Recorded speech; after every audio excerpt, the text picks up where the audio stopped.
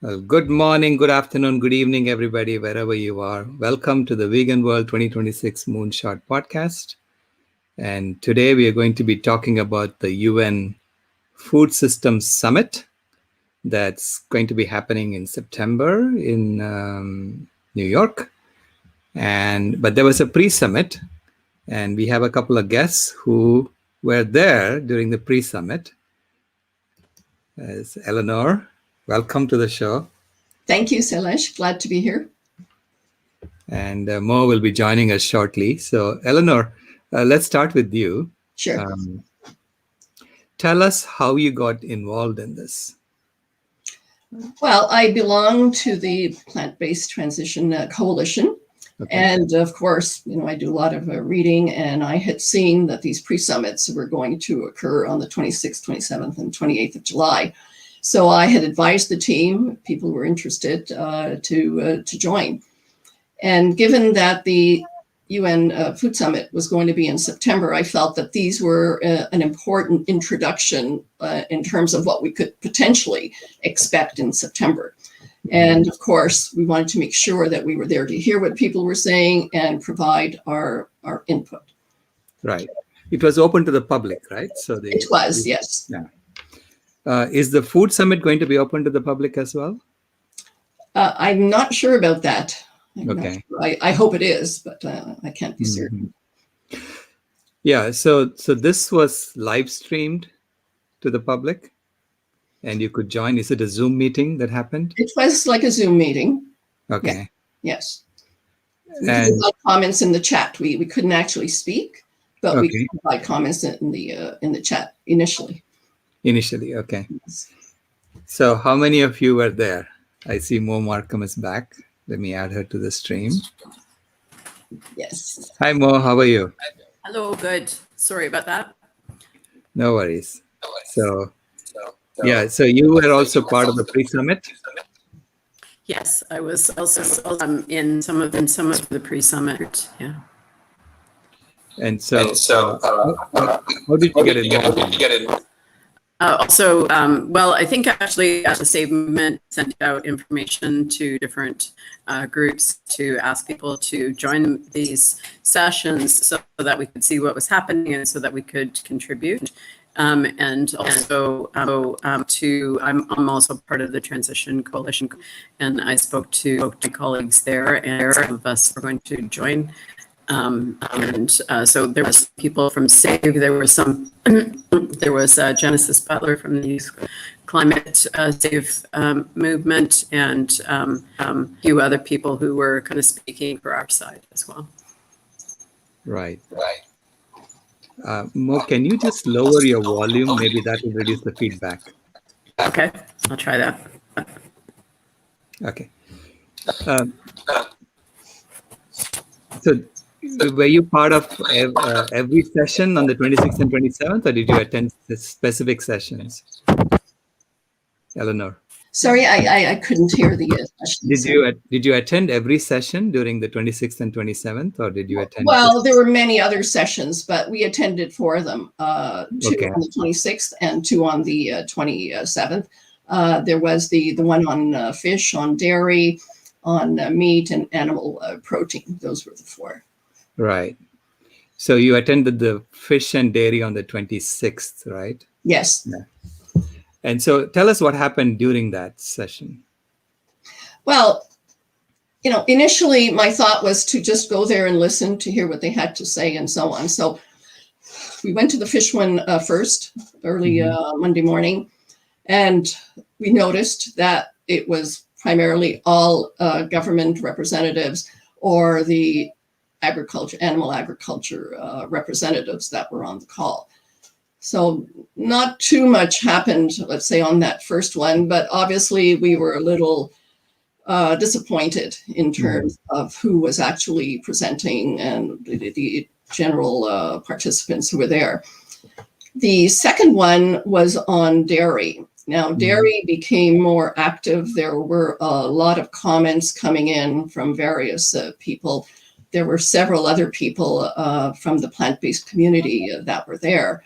And I think the feeling was that the pre-summit itself was just, again, pro-animal ag and government representatives there. There were no sustainability scientists there, no experts in terms of balancing the conversation. It was literally all one way. And it was primarily extolling the benefits of animal agriculture. So this is what caused, I think, a lot of us to start sending in comments and being quite shocked to see that. And I think there was one comment from Genesis who said that, my future is at stake on this. When will you be addressing this? And there was no even response to that. It was a unilateral type of conversation focusing on dairy by the pro-animal ag industry and government representatives. And Mo, I don't know if you would agree with that or add to that. We also, putting scientific studies into the chat. We were adding information in the chat with references. And we did that in the earlier chat one as well. And so in the fish one, they were actually also touting fish farming, teaching people to fish farm. And there was a program set up for this. And they were talking about all of the virtues of this and what a fabulous thing it was. There was no talk about, there was nothing from the other side. There was no, conversation around the problems with fish farming, none of that. And the same with dairy, none of it was balanced. Right? And so when we had put information in the chat, studies and, and asking for, where are the scientists here? Where's the science? We were eventually, I think, as you know, some of us were ejected from the meeting completely, not simply silenced on the chat, but we were ejected from the meeting. And Genesis at one point made a comment in the chat. Eleanor thankfully saved the chat for us because she didn't get thrown out somehow. But Genesis had commented in the chat, why were my colleagues thrown out of this chat for questioning what's being said, and she later was also ejected from the meeting herself. Yeah, the dairy is more shocking to me because I am, as Lauren Ornelas calls it, lactose normal, meaning I cannot digest lactose. Right, a lot of people in the global south cannot even digest lactose. So treating it as food is actually an insult to us, right? So it's basically saying, here is food that you cannot digest, but we're going to force it on you. And it's shocking that the UN is actually promoting this injustice in the global south. Yes, exactly. I mean, it was truly unbelievable. And Genesis Butler, I mean, she heads the youth climate. She's 14 years old, for perhaps those who may not know her. But a young person whose future is at stake, listening to this with absolutely no discussion how we can transition out of dairy and fish and animal ag in general, but just trying to see, well, how can we make this bad thing a little better? That's basically what the discussion was about. And there was a lot of discussion as well about how healthy these foods were in all of the things that we attended. They were telling us how healthy these foods were, how necessary they were people's diets, and how it isn't healthy to be completely plant-based. They would throw out something like, well, it's good to eat plant-based for sure, but you can't be completely plant-based, in contradiction to all of the science, but telling us that these things were healthy, right? And there were no, there were no scientists there, there were no nutritionists there were no doctors there.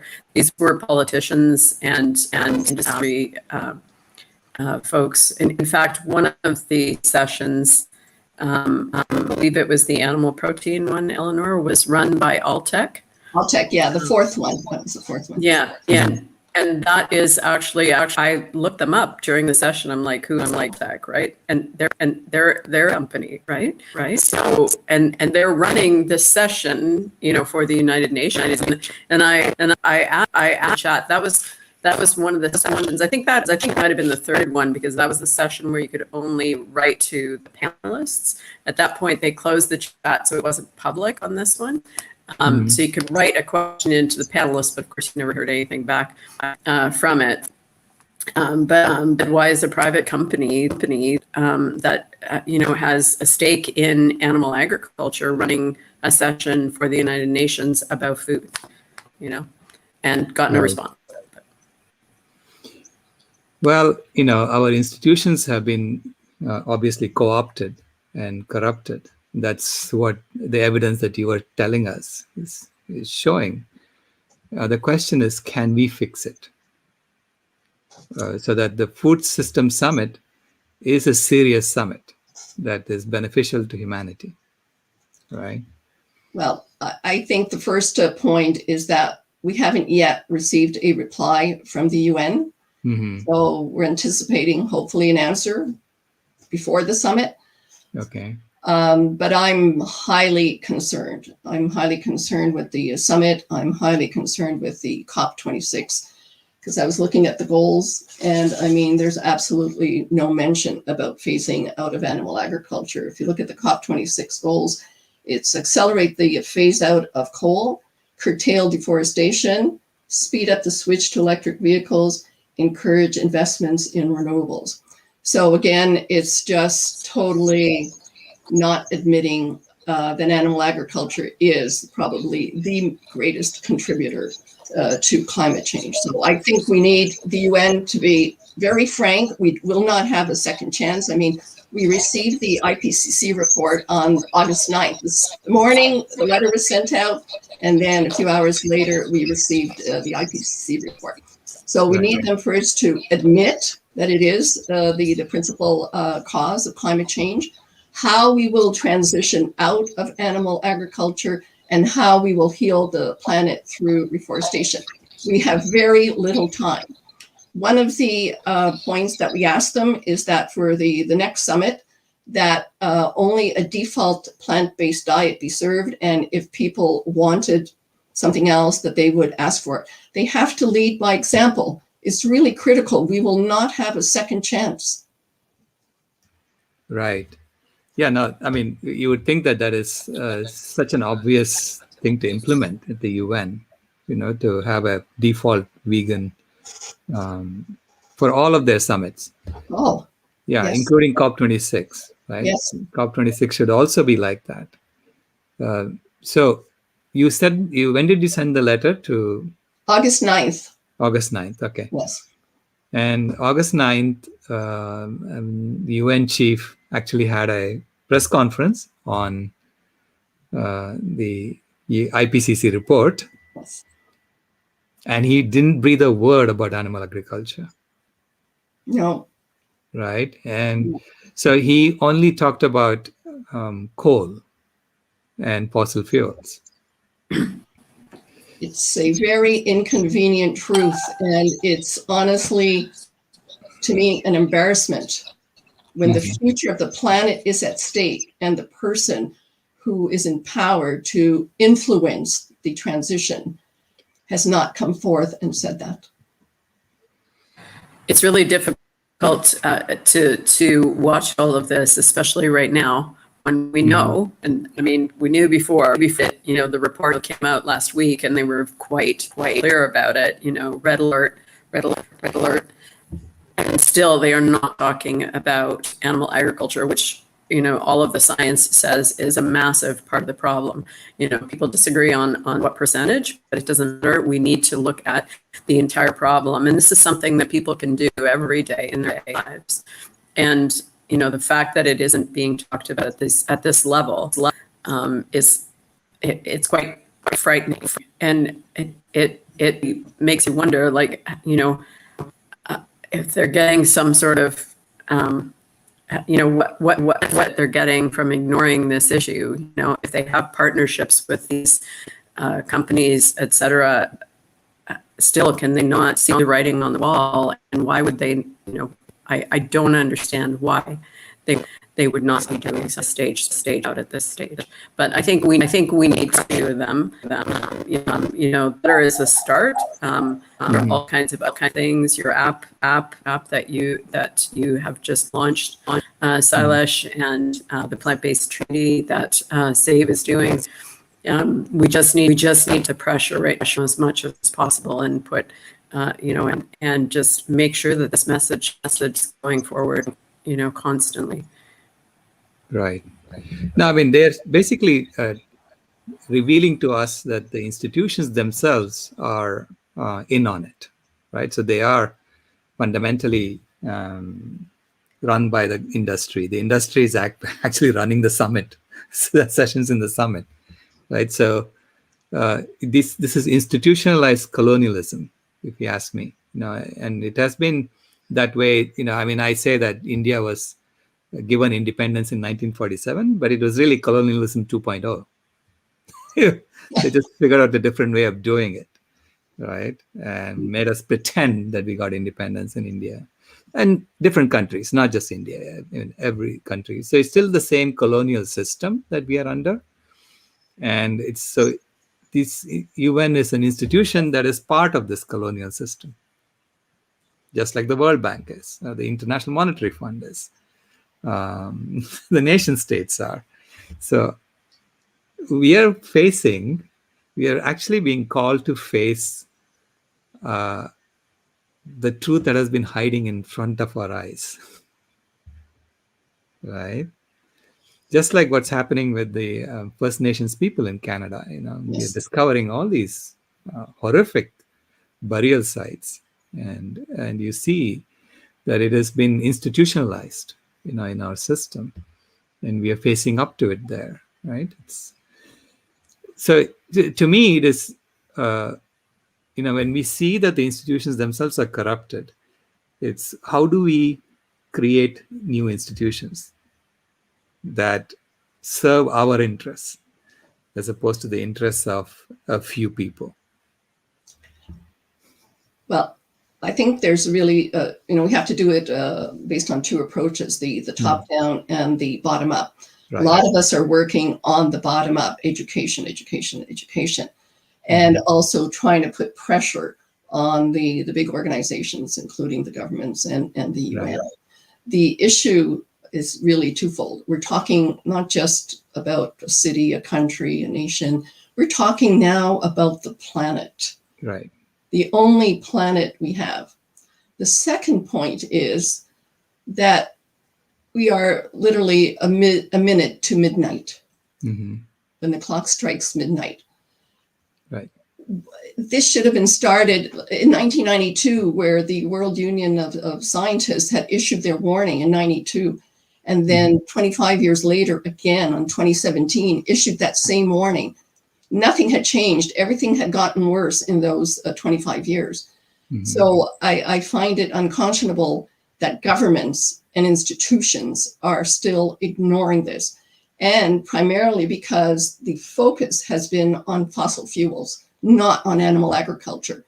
There's a big vested interest in animal agriculture, a lot of subsidies, a lot of personal preferences. It's, people can switch from a car from fossil fuels to electricity, but asking them to switch from meat to plant-based is a lot harder. We still don't have that critical mass of the plant-based community. Absolutely, and helping people to understand is part of it, but also make sure that these institutions know that we're watching, and that we aren't going to take this laying down. I think in having the sessions open to the public, and then the chat open to the public, but then throwing people out, and then this chat closing the next session that was related to animal agriculture, actually closing the chat so that it wasn't public anymore. Shows that think we were going to be watching. They know we're watching, and we're going to keep the pressure on. And we just have to figure out as many as we can to do that. A letter is one, if we also have to move on and do everything else that we can, and they know we're not going to sit and let them plan it this way. So many of us have been working at, and I think we need to figure out as many ways as we can to work smarter. What's the most effect that we can have with everything that, just continue asking ourselves that question, I think, is important. Right. When Gandhi was working on Indian independence, he also used the two-pronged approach, which is build momentum from the ground up and simultaneously put pressure at the top. Because the institutions, we need strong institutions. That's how we organize ourselves as a species. And as you said, Eleanor, the planet is saying, 1 minute to midnight, you better get your act together. And she gave us life so she can take us out too. So, Exactly. And so it's up to us to, those who understand what's going on and those who see the injustice. Touting dairy as a great food that everybody needs to consume. We know it is not true. We know it's not true. We know so many people cannot even digest the thing. Well, yes. It reminds me of the tobacco industry. They had 15 years of studies proving that tobacco caused lung cancer and other cancers. Right, 15 years, the government did nothing on the labels, etc. And then finally it changed, but it took 15 years. We don't have 15 years today, right? We really don't. That was a smaller cohort. But time has virtually run out unless there is a massive change. And we really count, and that's my message to the UN, we're counting on the Food Summit and COP26.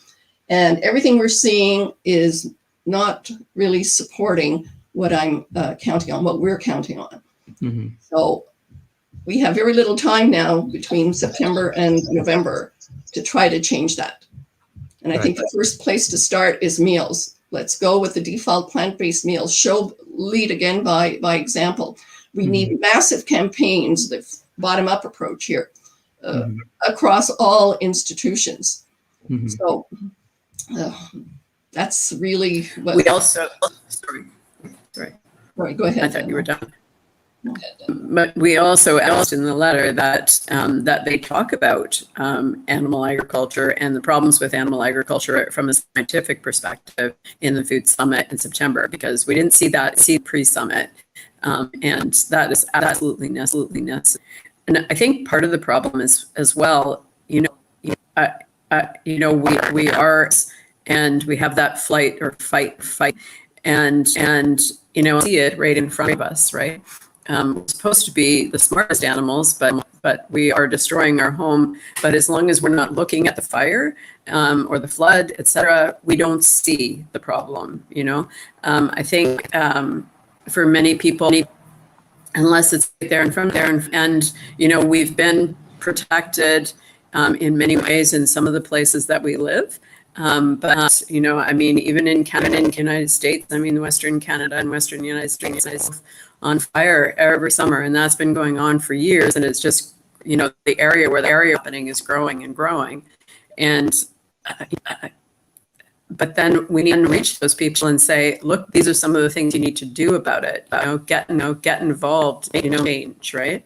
It wasn't I didn't start doing climate work until I saw what British Columbia looked. After I had been away for 7 years, I used to live, hadn't been there in 7 years, and just seeing the devastation, how much drier it was. There were fires to where we were when I had gone out.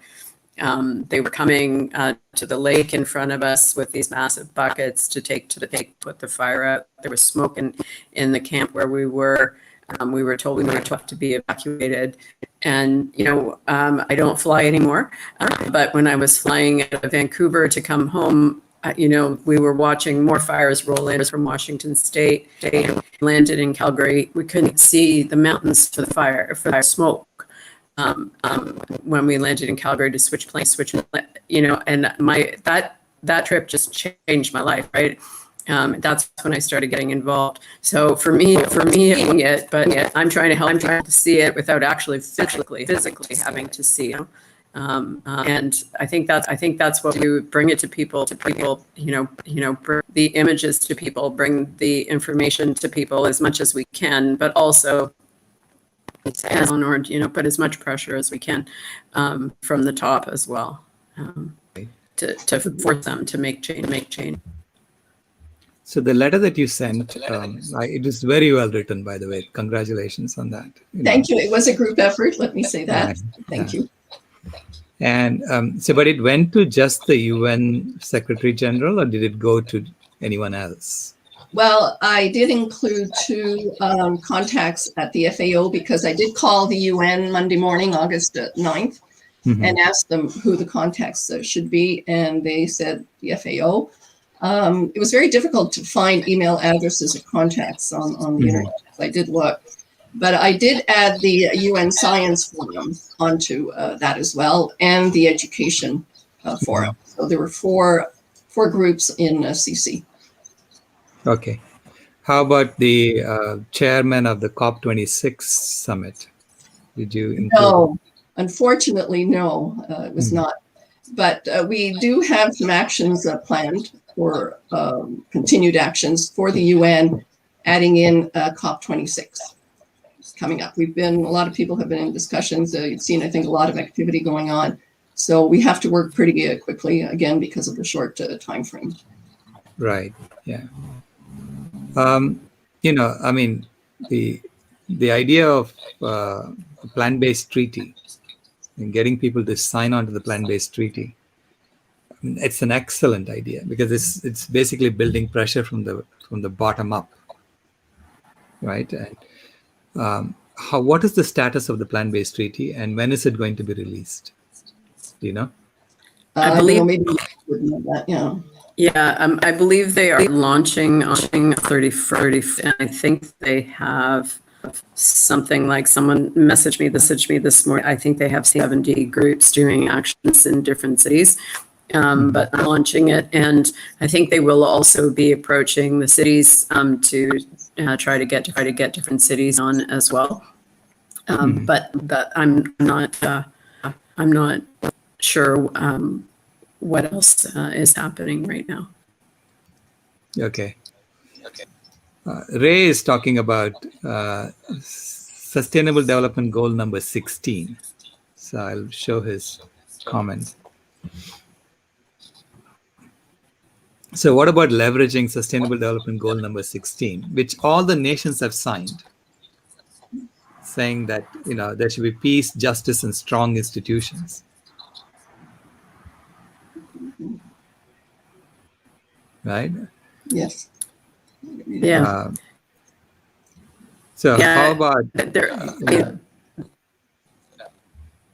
any comments on that? There's so many things that they've said that they I mean, the IPCC report, so they're playing both sides, really. But yes, I think any leverage we can get from the things that they've already said, if we do the letter again, we're going to put the IPCC report, right? Right. Latest one.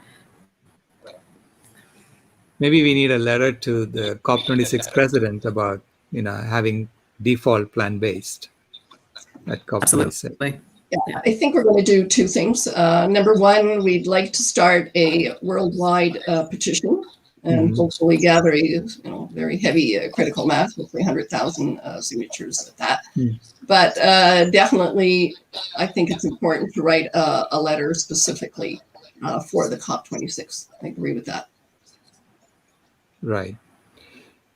Yeah, we know that the COP26 chief is going to be attending a function, so so we have some inroads to him. We can send a letter. That would be great. But, what is hard to really digest is why wouldn't that come from themselves? I mean, we want sustainability. We have all these SDG goals. We have the IPCC report.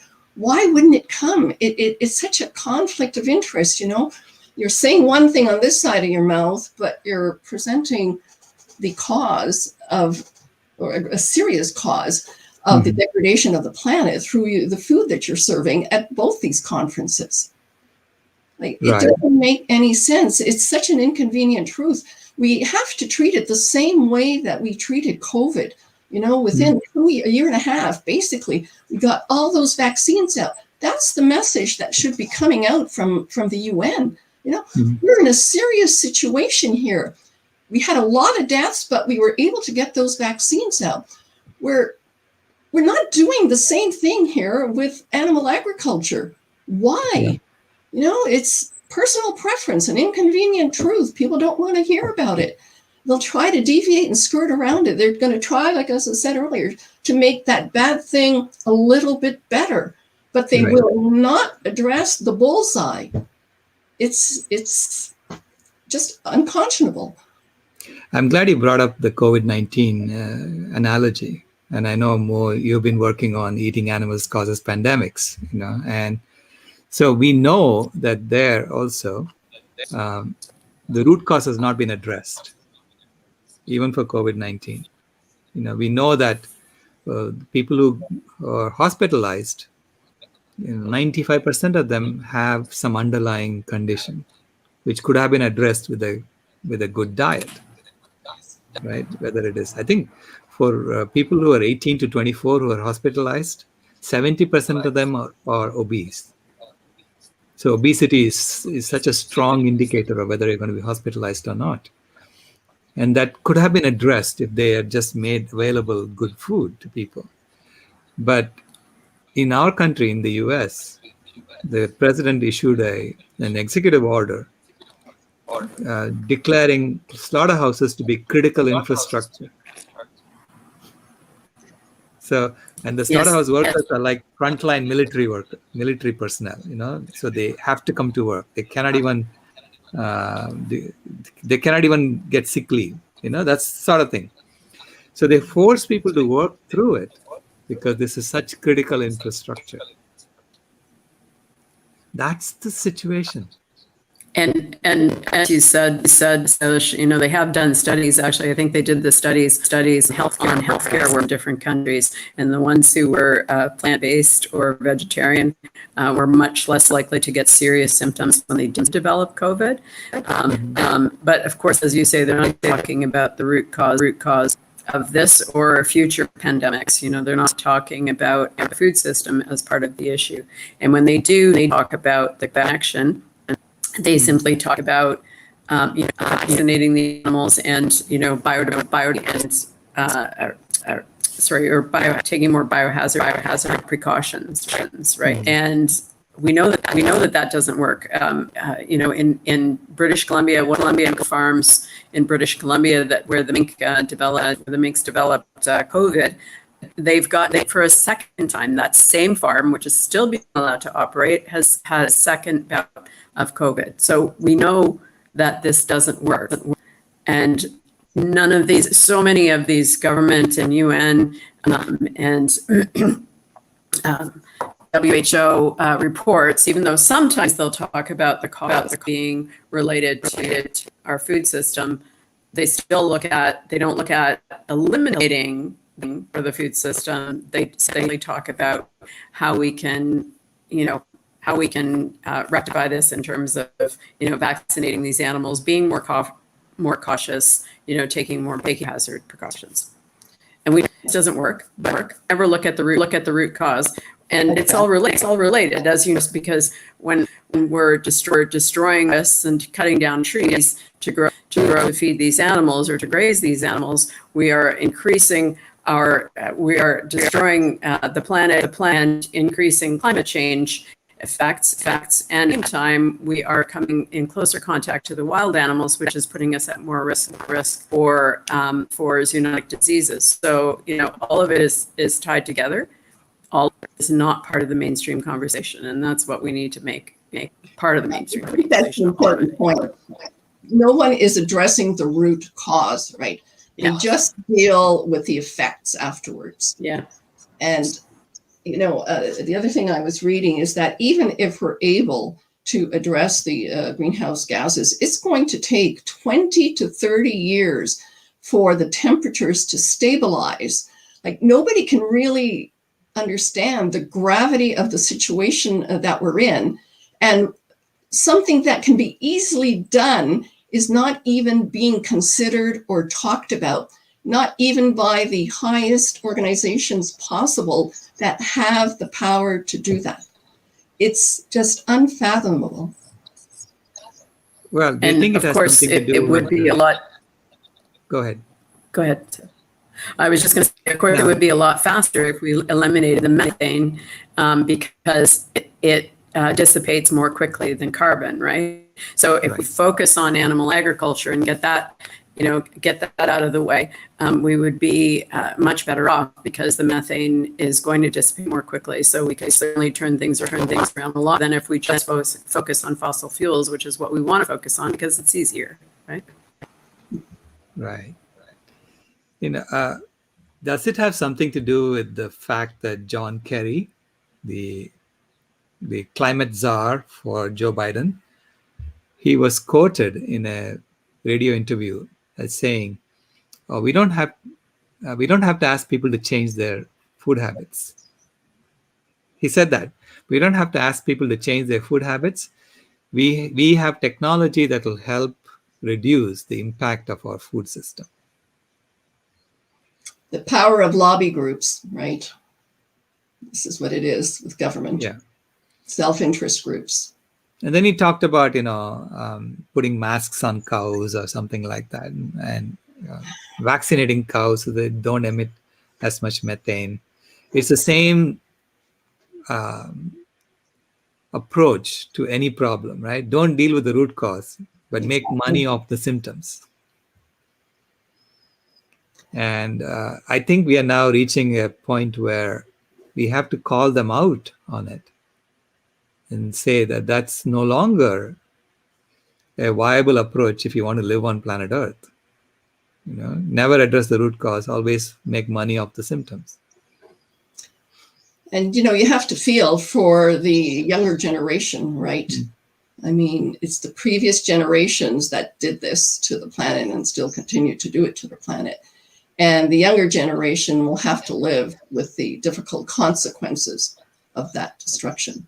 So I'm not understanding why the governments aren't really, looking at that, about the future of the young people in our countries. We were really hopeful that Genesis would be able to today. There are so many young people like her who are doing so much work to make change. I think she's actually working on a film right now, which is why able to come today. But there's people out there.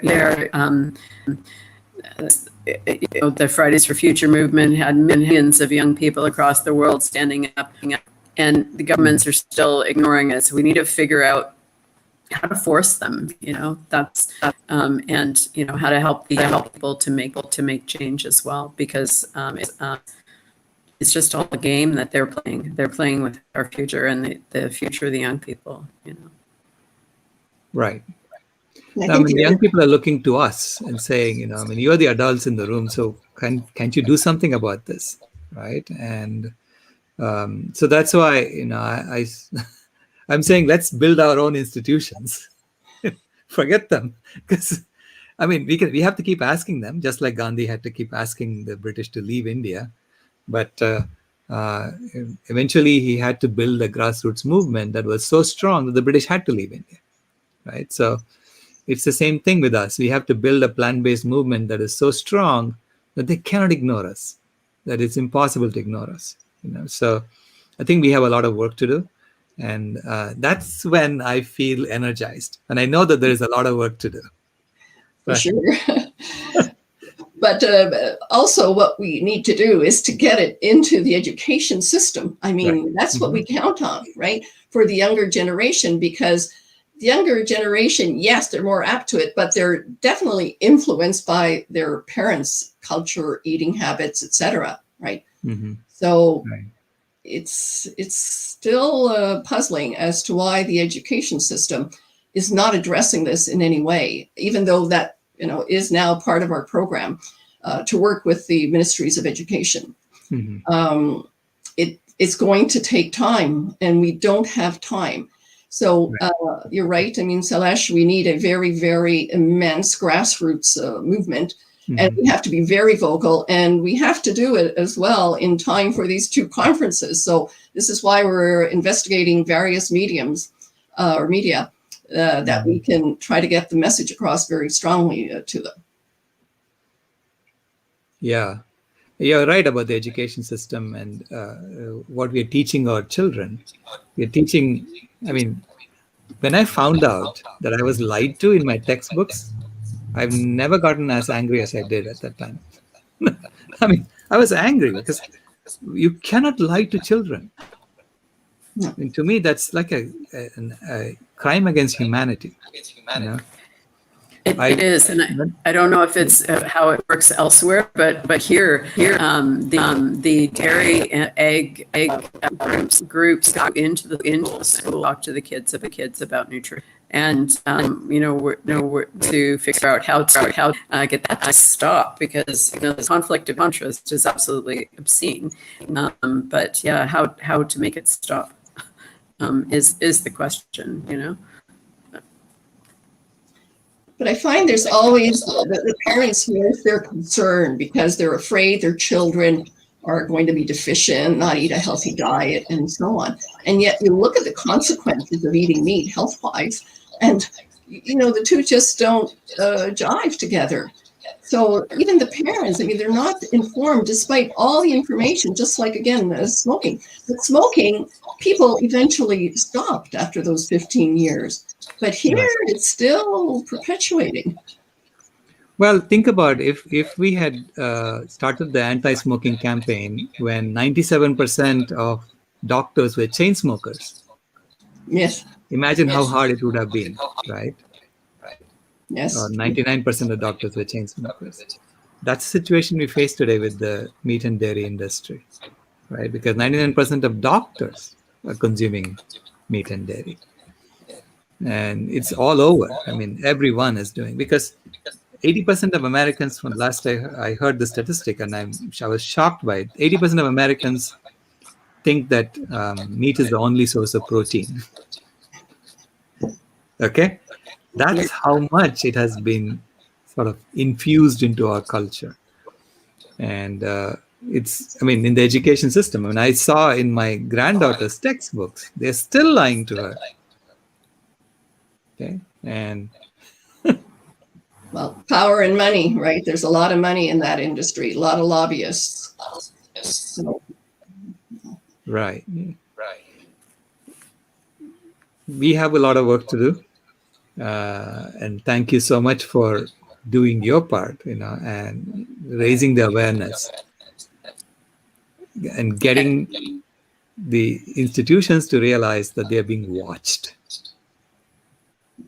And I think all of us working together, so many people came together as signatories for the letter, and we've worked with your groups before, Salish, and there's so many groups working together is what we need to do, to put pressure on, because on our own, our voices are not as loud and not as strong, and we're much stronger if we work with each other instead of against each other.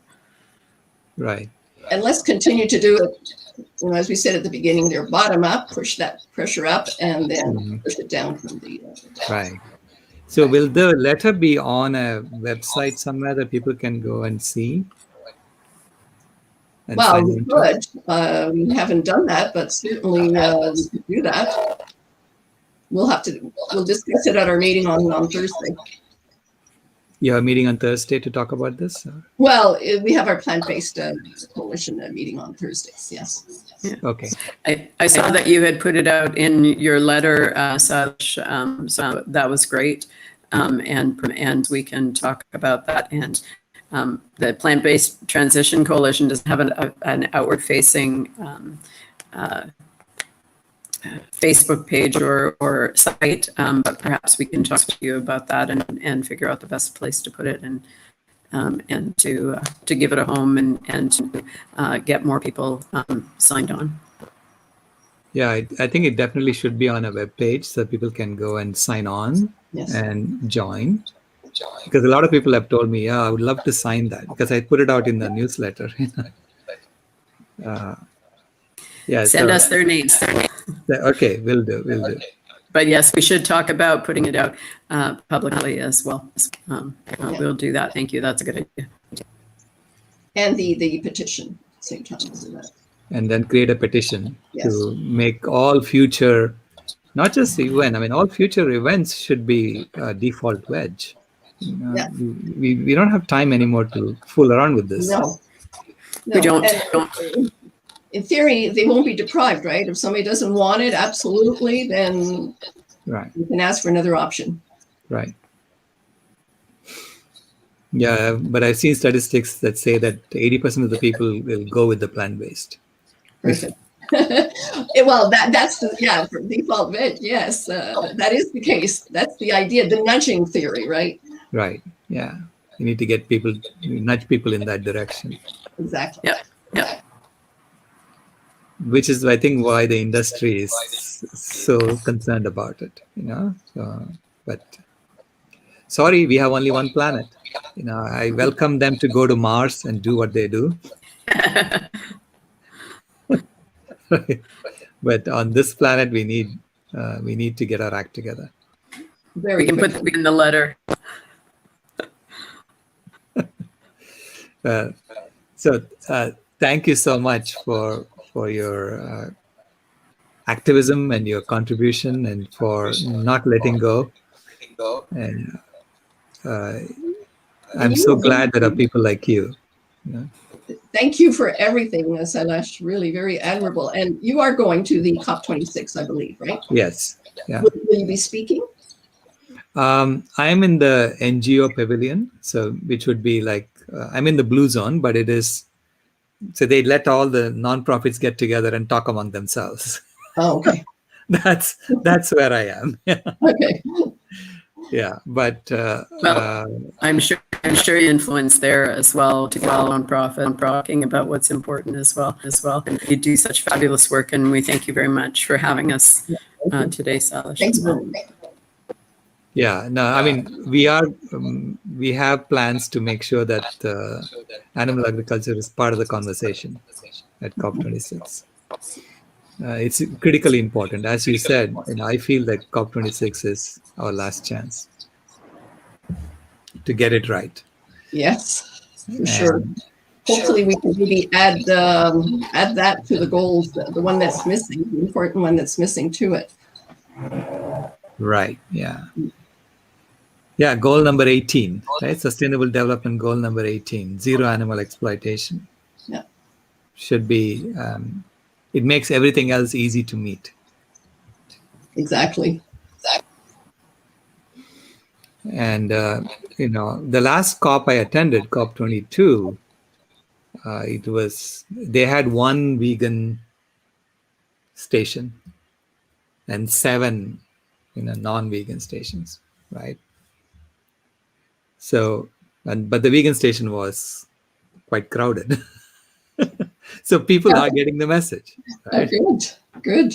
Right. So now I think we need to switch it around. If you really want to eat animals, go to that one station.